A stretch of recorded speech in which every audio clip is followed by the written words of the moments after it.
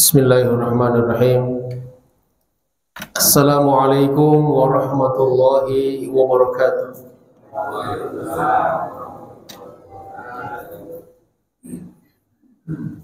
Alhamdulillah,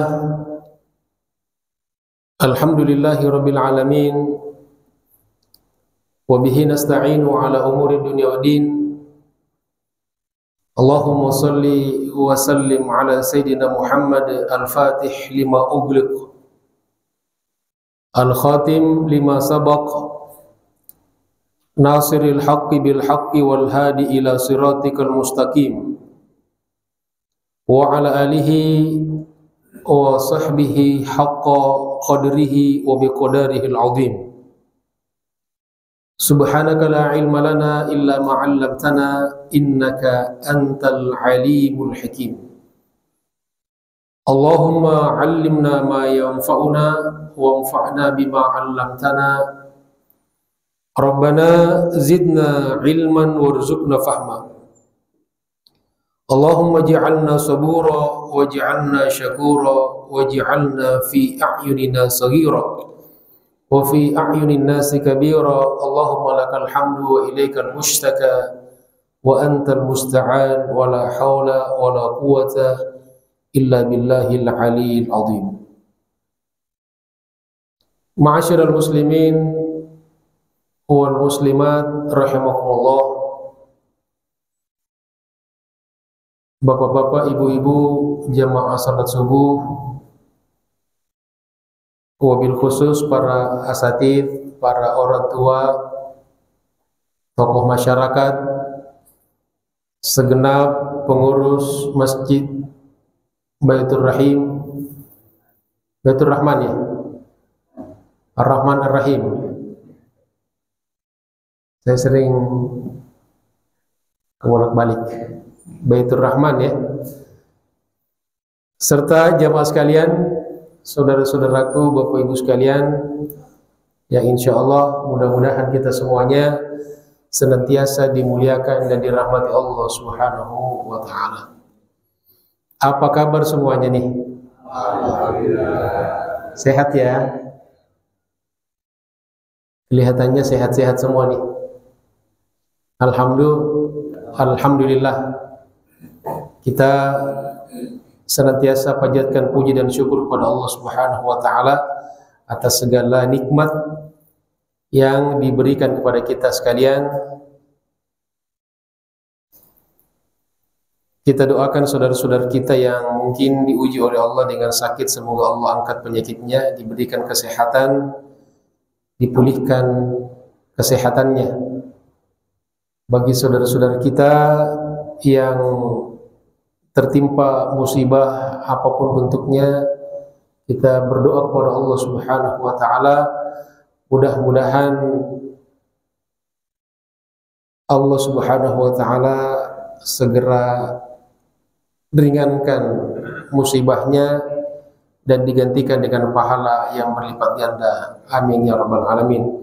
Semoga salawat dan salam Allah senantiasa tercurahkan dan terlimpahkan atas qudwah hasanah kita yang kita harapkan syafaatnya baginda Rasulullah sallallahu alaihi wasallam.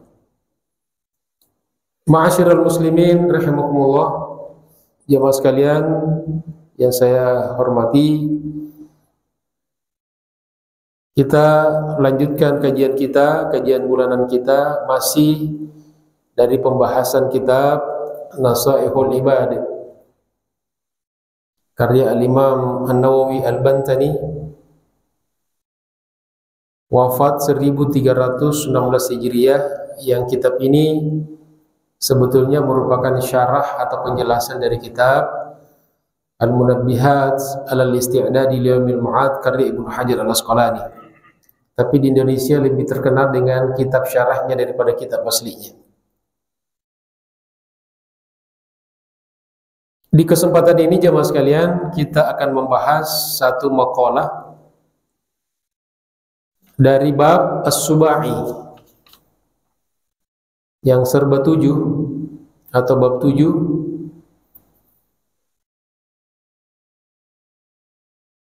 Ini Kalau yang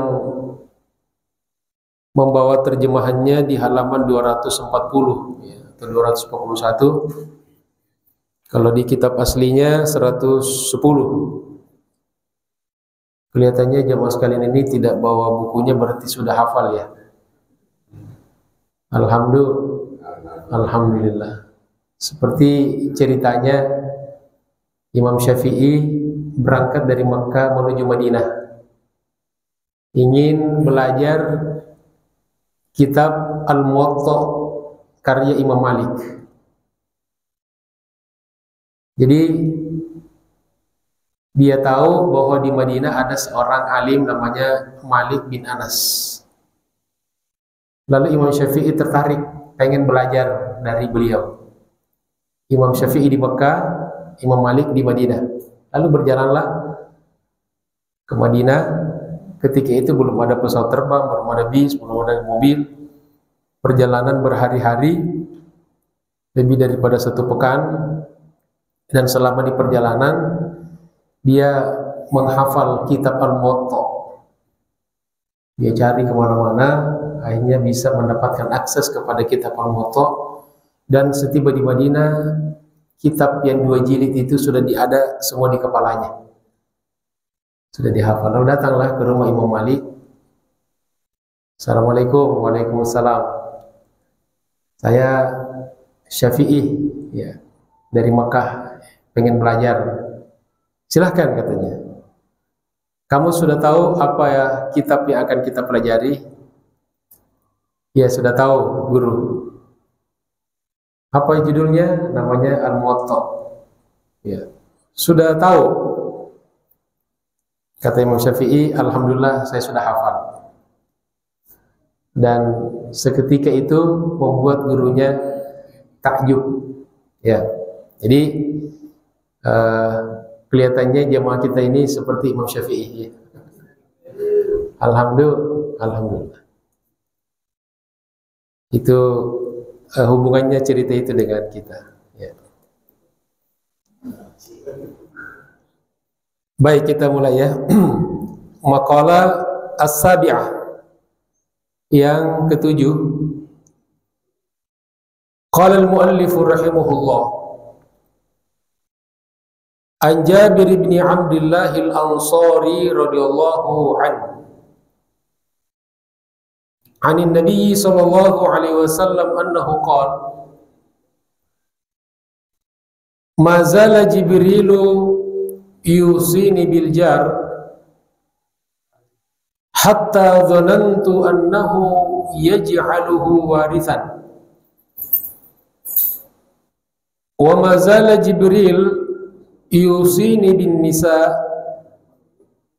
hatta dhanantu annahu sayuharrimu talaqahunna,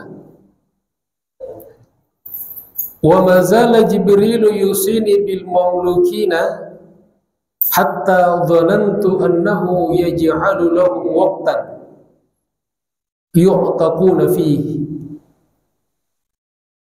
wa ma zala Jibril yusini bis siwaki hatta dhanantu annahu fariidah,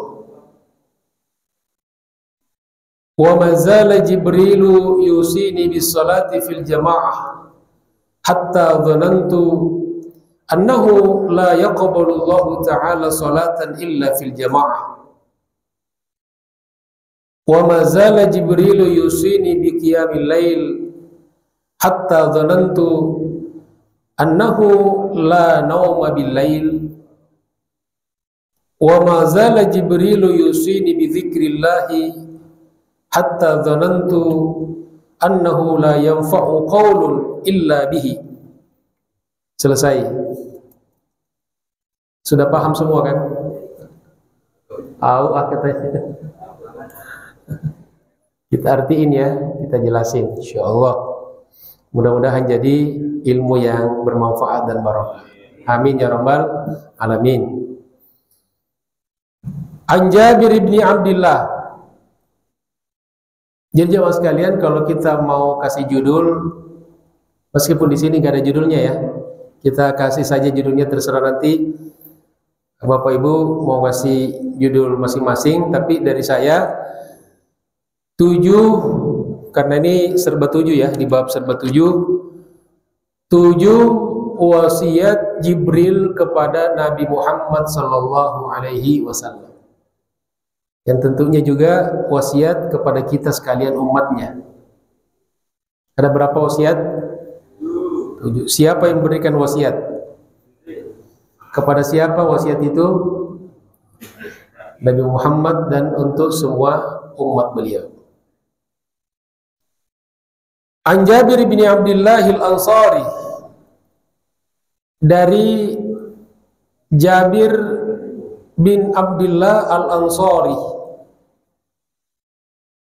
sahabat Nabi, yaitu Jabir bin Abdullah, seorang sahabat atau salah satu sahabat yang paling banyak meriwayatkan hadis dari Nabi sallallahu alaihi wasallam. Wafat 778 Hijriah, tahun 78 Hijriah di Madinah. Al-Ansari itu dari kata Ansor, penduduk asli kota Madinah. Ya, jadi kalau Ansor, Al-Ansari. Kalau Madinah, Al-Madani. Kalau orang Mekah, Al-Makki. Ini Imam Nawawi Al-Bantani. Al-Bantani apa? Banten. Ya, kalau Banten, ada orang Banten di sini. Al-Bantani, ya, kalau dipanggil Al-Bantani. Kalau apa? Kalau Jawa, Al-Jawi. Kalau Sunda, Sundawi. Ya, kalau Jakarta, Betawi. Lain sendiri nih. Ya. Dan demikianlah ya. Kita sering menemukan nama-nama seperti itu. Jadi orang itu dalam Islam tidak apa-apa kita mengidentikan diri kita kepada suku kita, kepada kelompok kita, tidak apa-apa. Itu sebagai perkenalan. Jadi identitas. Jadi tidak boleh, jangan politik identitas. Harus identitas. Kita identitas laki-laki, perempuan, ada dari Jawa, dari Sunda, dari Sumatera, Kalimantan, Sulawesi, dari Papua. Ya, macam-macam. Memang kita diciptakan berbeda-beda sebagai identitas. Yang tidak boleh saling merendahkan, itu tidak boleh saling menghina. Ya. Jadi kita itu diantara identitas ya.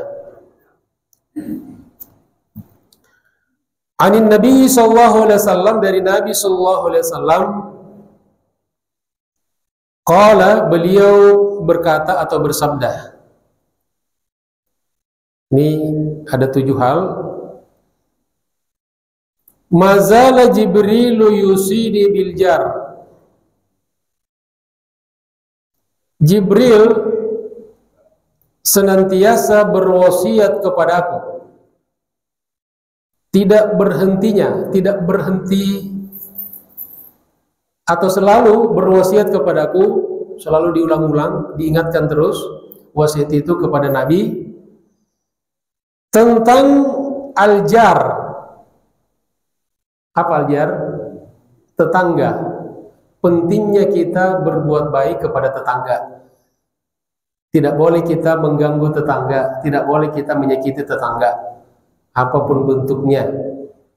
Itu Jibril selalu mengingatkan kepada Nabi dalam bentuk wasiat. Dan wasiat itu biasanya untuk hal-hal yang penting, hal-hal yang besar.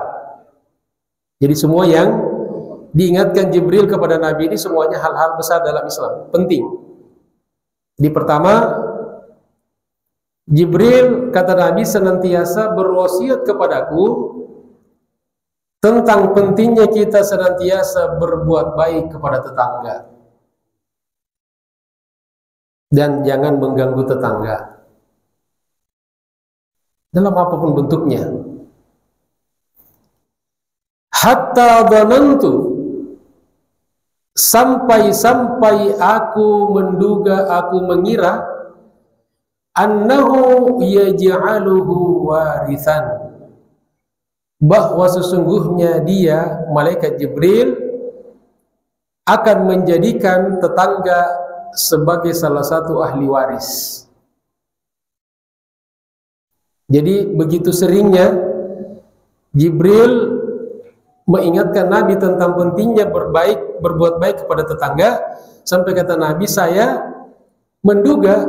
mengira jangan-jangan nanti tetangga itu adalah menjadi salah satu ahli waris kita kalau kita meninggal. Tapi kan tidak ya. Tetangga ahli waris enggak? Ini prasangka Nabi saja ketika itu. Karena begitu sering diingatkan, sampai kata Nabi, jangan-jangan kalau kita meninggal nih, maka tetangga kita salah satu ahli waris yang mewarisi harta kita. Tapi ternyata tidak kan? Ya. Kecuali tetangganya mau ahli warisnya, itu lain lagi. Ya. Jadi ini nasihat atau wasiat pertama malaikat Jibril kepada Nabi dan kepada kita semua tentang pentingnya berbuat baik kepada tetangga. Ya, berbuat baik kepada tetangga dan tidak boleh kita menyakiti tetangga. Apapun bentuknya ya. Ya, apakah itu perbuatan, apakah itu perkataan. Ya, termasuk misalnya bentuknya parkir mobil kita di hadapan pintu tetangga, itu juga mengganggu.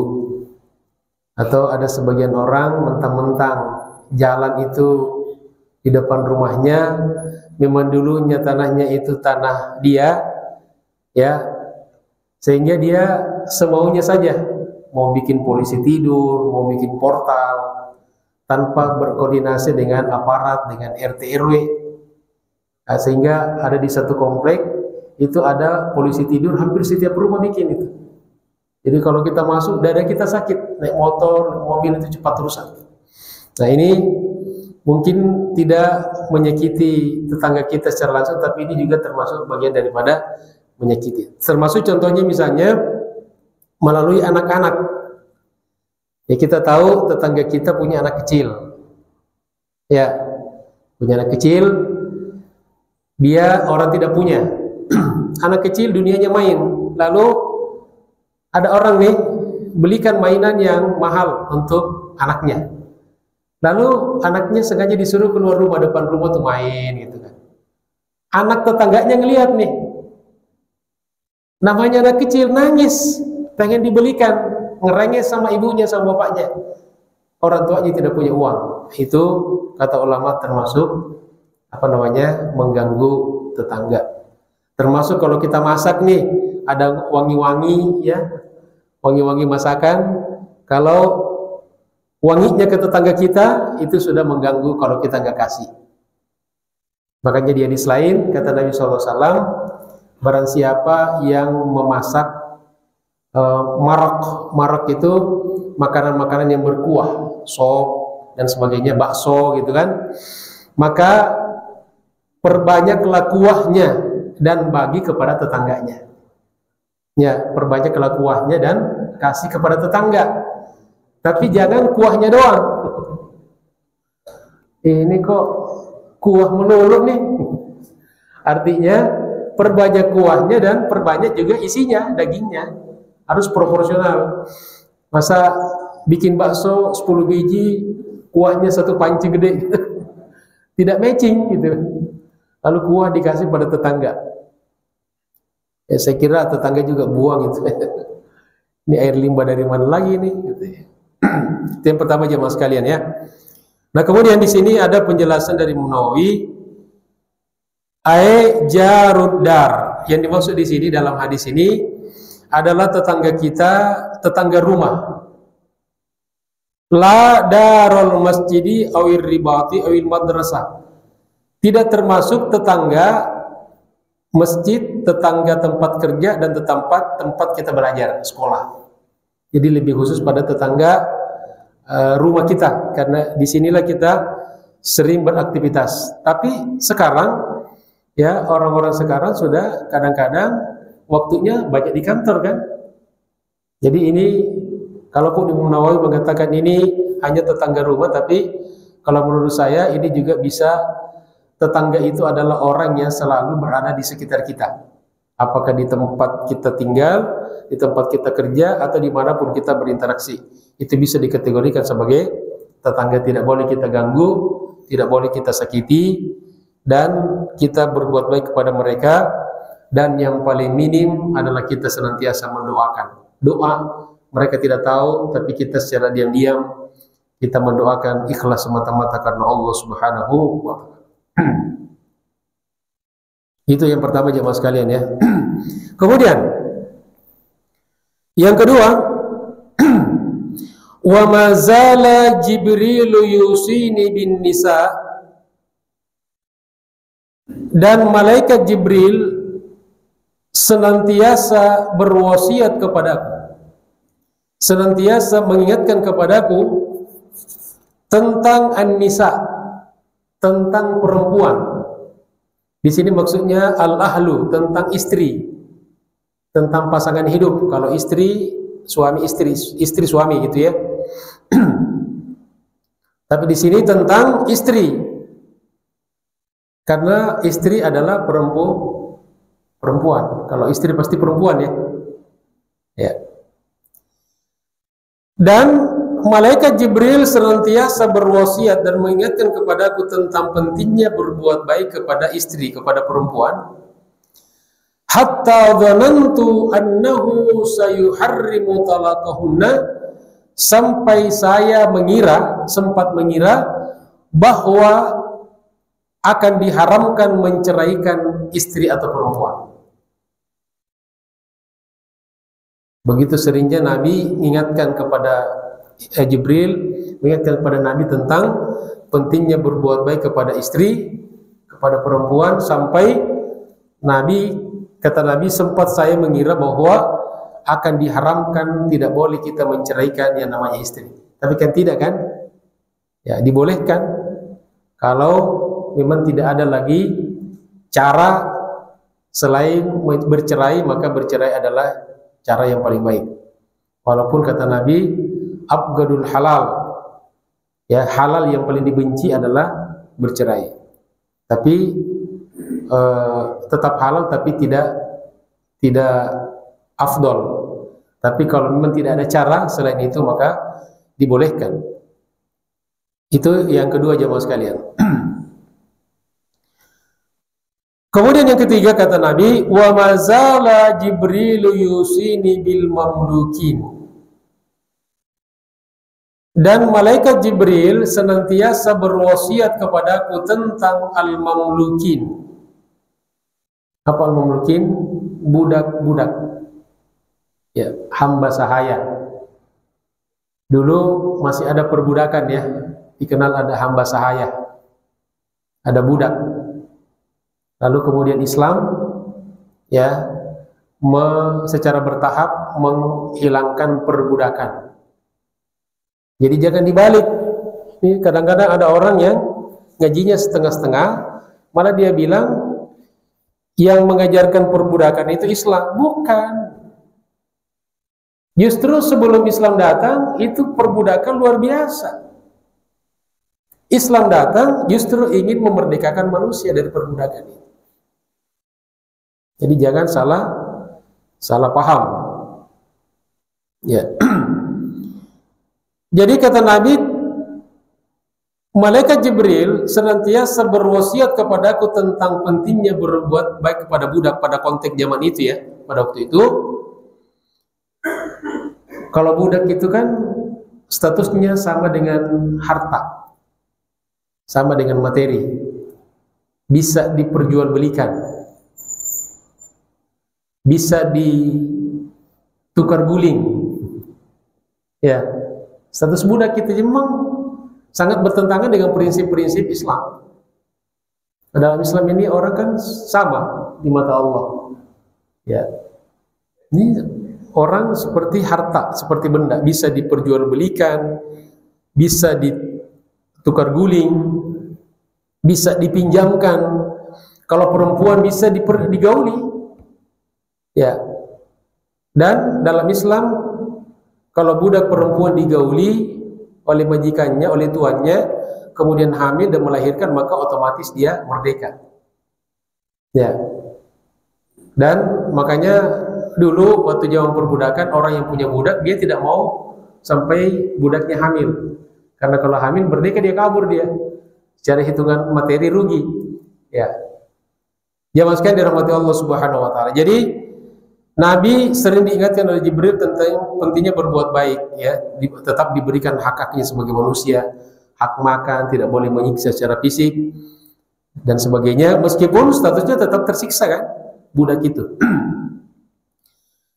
Hatta dhanantu, sampai saya, kata Nabi, sempat mengira annahu yaj'alu lahum waqtan, bahwa Jibril akan menjadikan bagi mereka satu waktu khusus yu'taquna fihi, di mana para budak dimerdekakan. Maksudnya bahwa orang yang punya budak ini mau tidak mau, suka tidak suka, pada suatu saat nanti ada batasnya dia harus memerdekakan budaknya. Tapi kan tidak kan, ini kembali kepada majikannya. Ya, kalau majikannya mau merdekakan, dimerdekakan. Kalau tidak, ya tidak.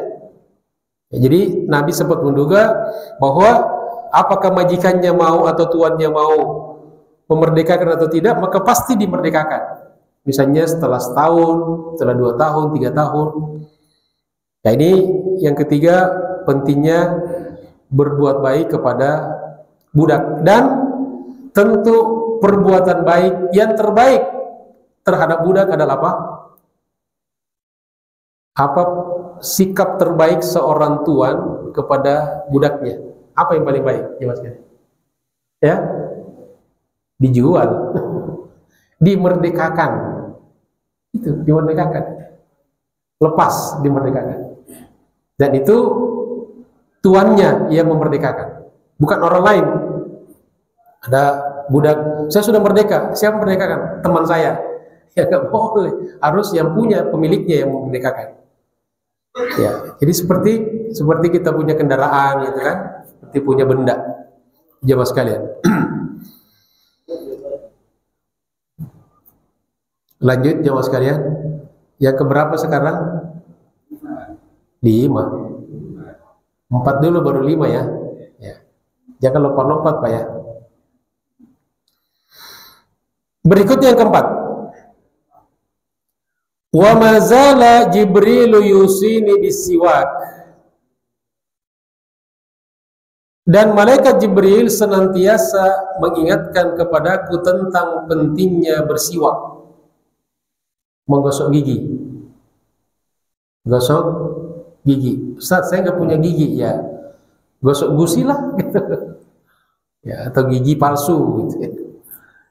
Intinya di sini kata ulama, ini simbol dari kebersihan.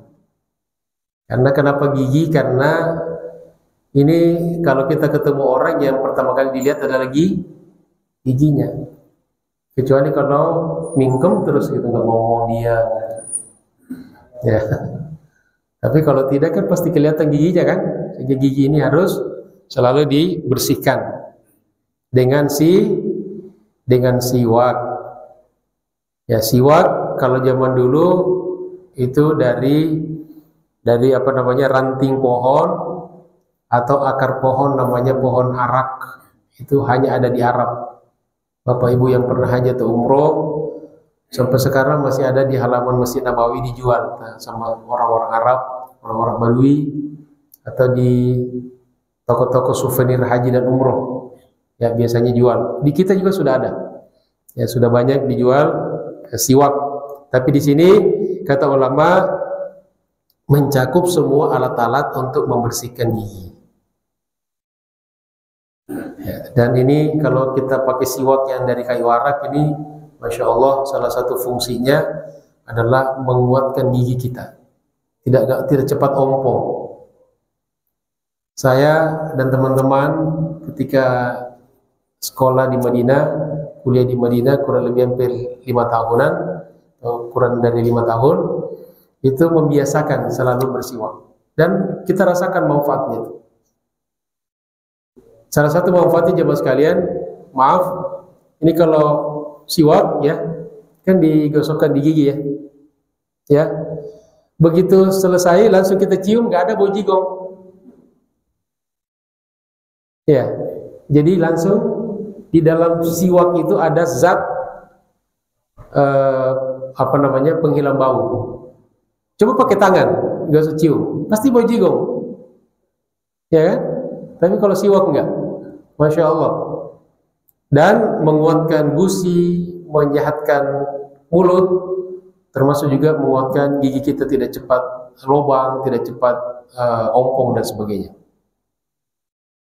Ya, ada sebagian orang-orang sekarang baru umur 40 tahun udah ompong, udah habis giginya. Semoga Allah Subhanahu wa taala berikan pada kita gigi yang sehat. Karena nikmat sekali jemaah sekalian ya, dengan gigi ini kita bisa ya merasakan makanan. Kalau kita makan kan apa yang kita puji itu? Enak sekali makanannya ya. Kenapa kita mengatakan makanannya enak? Kenapa enak makanannya itu? Karena gigi kita ada, gigi kita sehat. Tapi kita nggak pernah puji gigi kita tuh. Ada nggak yang pernah puji giginya? Ya, selalu yang kita puji makanan. Padahal makanan itu enak karena gigi kita sehat. Coba kalau gigi kita sakit, satu biji aja, kasih dia makanan yang paling dia suka. Lalu datang pada dia, enak enggak? Jangan banyak ngomong katanya. Ya, itulah jadi, Masya Allah, ini secara tidak langsung di sini kita disuruh untuk merawat tubuh kita, kebersihan tubuh kita, ya diantaranya gigi kita dan semua anggota tubuh kita harus kita jaga. Dan siapa yang paling bisa menjaga tubuh kita adalah diri kita sendiri. Insya Allah. Jamaah sekalian dirahmati Allah Subhanahu wa taala, jadi malaikat Jibril senantiasa berwasiat mengingatkan Nabi tentang pentingnya bersiwak, menggosok gigi. Hatta dhanantu annahu faridah, sampai aku mengira bahwa bersiwak itu akan diwajibkan. Tapi tidak kan? Siwak tidak wajib. Ya. Dan maaf, kalau kita sholat tidak harus bersiwaknya itu pas mau takbiratul ihram. Ya. Tapi kalau ada yang melakukan nggak apa-apa. Yang penting siwaknya ini dijaga kebersihannya. Jangan sampai siwak ini nggak pernah dicuci, taruh di kantong kan, mau sholat baru gosok-gosok gitu kan. Dan kita juga harus tahu di mana kita berada. Jangan sembarang siwak. Jangan masuk di lagi makan bubur ayam nih, depan kita ada orang makan bubur, kita siwak di depannya gitu. Kira-kira apa? Gimana perasaan? Ya, itu jadi kita juga harus tahu situasi dan kondisi. Ya, kalau kita siwak di depan orang lagi makan bubur ayam ya dia enak gitu ya. Ini saya ada cerita nih. Jadi saya pernah teringat waktu saya tinggal di Madinah, di salah satu restoran orang Turki, saya kebetulan masuk di sana dengan beberapa teman. Kita lagi buka puasa bulan Ramadan. Begitu kita lagi di dalam restoran itu, restoran Turki kan banyak di Madinah ya. Ada orang Arab masuk di pintu itu sambil gini-gini tuh. Ya, kan ada orang kan suka sekali gitu. Sebetulnya dilarang. Cuman dia salah tempat. Begitu masuk pakai siwak diusir sama yang punya restoran. Roh kata keluar. Karena bisa menghilangkan nafsu makan orang-orang lagi makan nih. Nah, jadi kadang-kadang ada sesuatu yang baik tapi tidak pada tempatnya. Ya. Jadi ini yang kelima ya. Yang keempat. Selanjutnya yang kelima jamaah sekalian. Wa mazala Jibril yusini bis salati fil jamaah. Dan malaikat Jibril senantiasa berwasiat kepadaku tentang pentingnya salat berjamaah. Jangan salat sendiri. Hatta dhanantu annahu la yaqbalu Allah ta'ala salatan illa fil jamaah sampai saya menyangka bahwa Allah Subhanahu wa taala tidak akan menerima salat kecuali dilakukan secara berjamaah. Makanya dimanapun kita salat, apakah di masjid, kalau di masjid pasti berjamaah. Kadang-kadang di masjid tapi masbuk, misalnya sudah selesai jamaah, lalu kita datang sendiri nih di masjid. Lihat, jadi ada sebagian orang kalau kita lihatnya di masjid-masjid yang di terminal, di rest area, jadi sudah malas cari jamaah. Padahal kita bisa ikut dengan siapa saja. Ustaz, takutnya dia salat sunnah. Enggak apa-apa. Kan nggak mungkin kita tanya dulu, lo salat sunnah kok wajib ya? Tepuk saja pundaknya, kemudian ikut sama dia. Walaupun orang yang kita tepuk pundaknya dia sedang salat sunnah ba'diyah, boleh. Ya. Dan juga kalau ditepuk pundaknya jangan balik. Gue salat sunnah tahu. Ya. Jadi udah sama-sama ngaji, nggak usah langsung saja. Ini pentingnya berjamaah nih di rumah. Kalau saya sholat, pokoknya usahakan jangan sampai sholat sendiri, karena keutamaannya kata Nabi, afdalu min sholatil fardhi, sholat berjamaah lebih utama daripada sholat sendiri 27 kali derajat.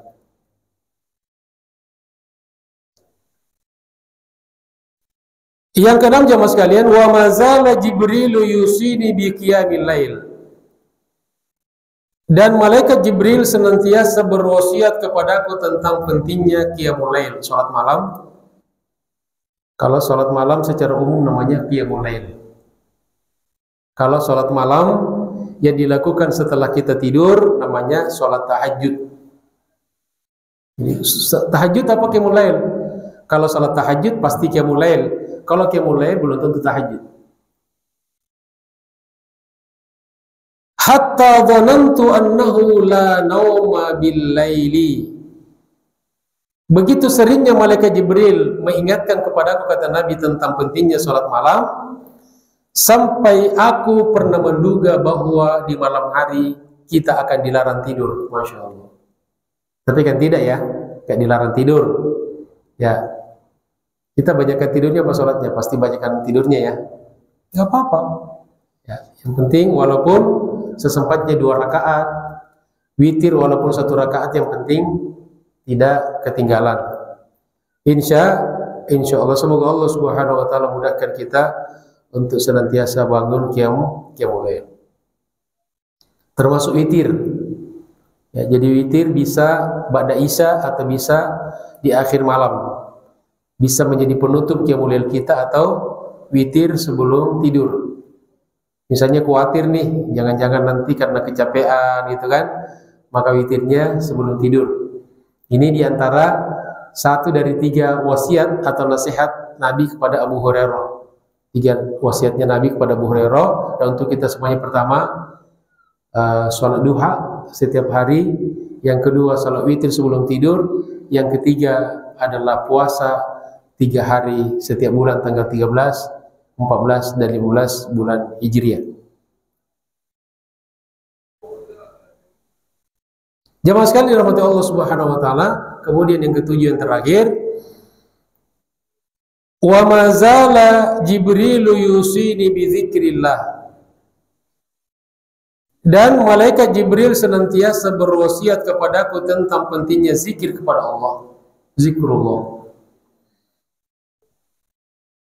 Dengan subhanallah, itu namanya apa? Tasbih. Subhanallah. Tahlil, apa tahlil? La ilaha illallah. Kemudian takbir, Allahu Akbar. Ya. Subhanallah walhamdulillah, hamdalah, wala ilaha illallah wallahu akbar. Paling tidak itu dinamakan dengan al-baqiyatus sholihat. Jadi malaikat Jibril, kata Nabi, senantiasa mengingatkan kepadaku tentang pentingnya zikir kepada Allah, apapun bentuknya, zikir kepada Allah. Hatta dhanantu annahu la yanfa'u qawlun illa bihi, sampai aku menduga bahwa tidak akan ada manfaat satu perkataan kecuali dengan zikir. Pertanyaannya jemaah sekalian, kita ini sehari-hari banyakkan ngomong biasa atau zikir? Banyakkan ngomong biasa atau zikir? Ya tergantung. Kalau kita banyak ngomong sama orang pasti banyak ngomong biasa ya. Yang aneh kalau kita diam tapi tidak zikir. Nyetir mobil, itu kan kita diam kan kalau sendiri. Kita isi dengan zikir. Sedang berkendara naik motor. Ya. Sedang daripada bengong. Ya, kita nunggu di halte di terminal, banyak zikir. Makanya kemudian ada alat tasbih. Itu sarana yang bisa membantu kita mengingatkan kita. Apakah tasbih yang manual atau tasbih yang elektrik, ya, yang ada angka-angkanya. Ya. Inilah zikir yang ibadah satu-satunya yang diperintahkan dengan jumlahnya, dengan kuantitasnya. Uzkurullaha dzikran katsiran. Jadi zikir yang bagus itu yang banyak. Tidak ada perintah sholat yang banyak, tidak ada perintah puasa yang banyak, apalagi haji yang banyak. Tapi zikir satu-satunya perintah dari Allah yang diperintahkan dengan jumlahnya. Wazkurullaha dzikran katsiran. Jadi tidak boleh kita zikirnya dikit, harus banyak. Makanya ulama-ulama kita dulu, para orang-orang tua kita dulu, guru-guru kita ada yang kadang-kadang salawat satu hari 1000, 2000, tasbih misalnya 1000. Kalau kita nggak bisa sebanyak itu, misalnya satu hari takbir 100, tasbih, tahlil, ya. Ini juga sudah, kayaknya otomatis ya kalau sudah suruk ya mati, ya. Otomatis ya. Baik jemaah sekalian dirahmati Allah Subhanahu wa taala. Demikianlah bahasan kita pada kesempatan ini. Ini kok mati? Ya? Iya, otomatis ya. Waktu syuruk berapa menit lagi? 1 menit ya. Baik. Baik jemaah sekalian, demikianlah kajian kita pada pagi hari ini. Mudah-mudahan bermanfaat. Semoga kita diberikan kekuatan, keikhlasan dan keistiqomahan dari Allah Subhanahu wa taala untuk bisa menjalankan apa-apa yang diwasiatkan malaikat Jibril kepada Nabi sallallahu alaihi wasallam yang juga merupakan wasiat untuk kita semuanya. Amin ya rabbal alamin. Terima kasih atas segala perhatiannya. Mohon maaf atas segala kekurangannya. Billahi taufiq wal hidayah. Allahul muwaffiq ila aqwamit thariq. Assalamualaikum warahmatullahi wabarakatuh.